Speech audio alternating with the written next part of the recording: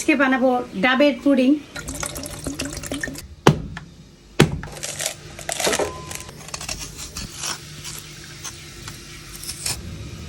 দুই চামচ agar agar এই ডাবের পানির সাথেই মিক্স করে নিতে হবে।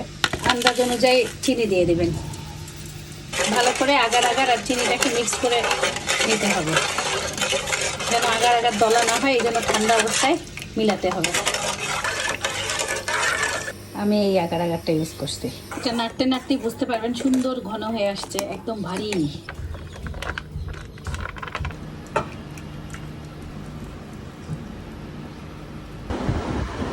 ফ্রিজে রাখছিলাম, পুরোপুরি ঠান্ডা হয়ে গেছে। ও নারিকেলও আজকে মন মতন গেছে, দেখে একদম মন শান্তি। টেস্ট হেভি, অনেক স্বাদ খাইতে। স্বচ্ছ কাজ খাচ্ছে, এত সুন্দর লাগতেছে, ঠান্ডা ঠান্ডা, প্রাণটা জুড়ে গেল। এর মধ্যে অনেকবার ডাবের পুডিং খাওয়া হয়েছে, এর চেয়ে মজাদার ডাবের পুডিং আমি খাই না কোনোদিনও।